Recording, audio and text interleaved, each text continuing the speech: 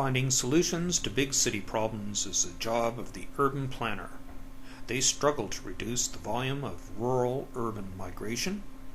Planners in MDCs come up with a number of strategies, like promoting urban infill and creating greener and more livable cities. Planning strategies in LDC cities.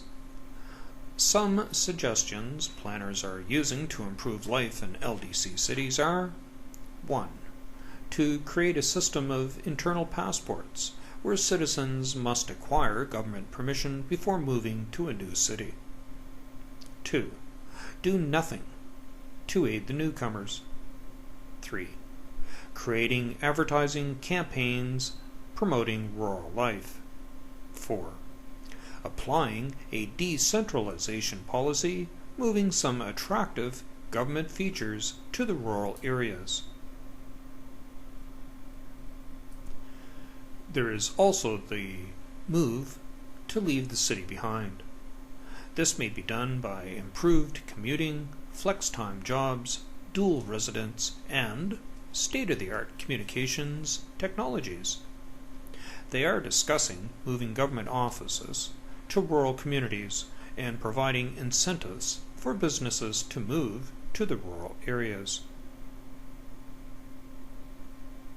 Planners are now working together with the residents of shantytowns to solve problems such as legalization of the communities by assigning people land ownership, because when they do this, the residents start to invest in their properties. Another initiative is to provide adequate power hookups, install public latrines, provide water pumps, and lend low-interest loans to residents. Urban planners are geographers with expertise in ensuring efficient land use and safety for residents. Urban planners try to assess the future needs of their city. They ask questions and try to find solutions to them. Typical questions include: what infrastructure is needed for future methods of transportation? How large will the population grow? What will be the age and gender composition of the city in the next 20, 30, maybe 50 years? Will the economic base of the city remain? How and where should the city expand so to prevent land use conflicts? The first factor is the physical attributes of the land. If the land in question is located along a river, then maybe it would be a good parkland. The second factor is accessibility. Are there roads to the land? Is there public transit? The third is compatibility. Are the homeowners and residents in the community compatible with a landfill site or a container pier? Residents often complain at public meetings, starting the NIMBY approach, which means not my backyard. The last factor, that of land value and consumer demand, in real estate is described as location, location, location. For example, land on the peninsula of Halifax is at a premium and gets higher retail value than land in the suburbs of HRM. Planners work with the interest of the whole community as their starting point. The main development tools is the land use bylaw. Land use bylaws allow municipal councils to avoid having to outbid developers and others to ensure that land is used for the public good. Good planning attempts to control growth, provide adequate infrastructure, provide a good quality of life, provide safety to residents and structures, and ensure neighboring land uses are compatible and account for future growth. Individuals claim that planning rules and municipal bylaws affect their individual freedoms. They wonder why they can't build another house on their land or build a two-story addition onto their home. The real estate developer and financier have a role in planning processes as well. Developers must lobby city councils for amendments to the plan, and they usually try to bargain a decision in their favor by pointing out how the development will increase tax dollars. Individuals have a role in the planning process as well. Planners regularly hold public meetings where they discuss how and where new developments are to occur in the city. Citizens have the right to form lobby groups so that they have a loud and convincing voice at meetings. Citizens can call their councilors and remind him or her who elected them.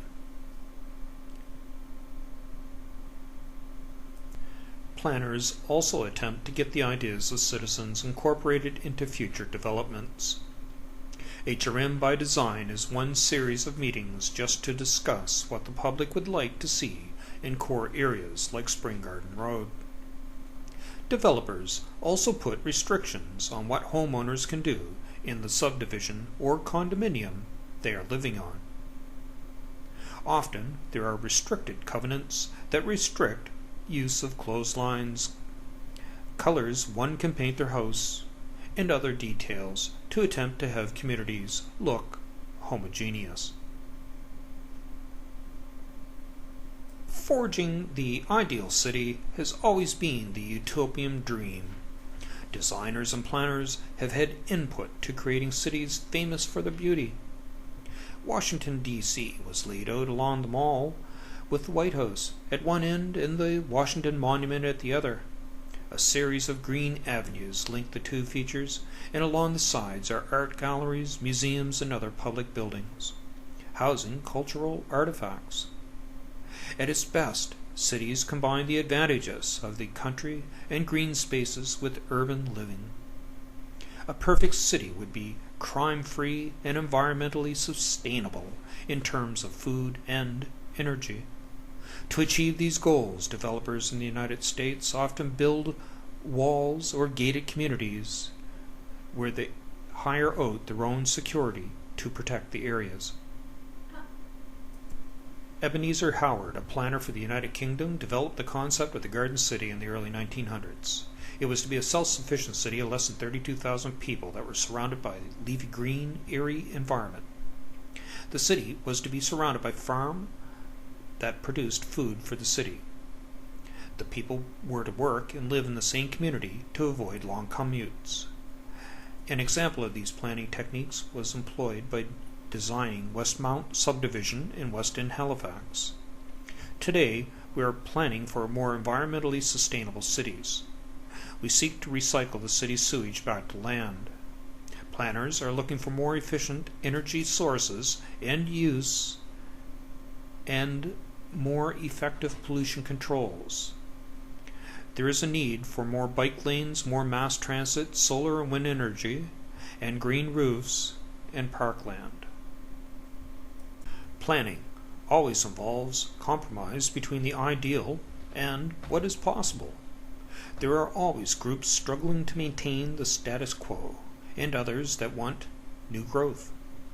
Planners are not gods, but only advisors to the elected council. They cannot work in isolation and must ask for advice from residents and taxpayers to what kind of community they want. Planners at the municipal level must also fit their schemes into the larger regional and provincial and federal plans. In conclusion, when planning in the towns, cities, and municipalities of MDCs, planners serve as essential contributors to the functioning of local government. This is not true in the LDCs. Large cities may be able to budget for planning programs, but small communities cannot. The planners in the LDCs face a tremendous challenge as they try to catch up after years of relatively little effective planning.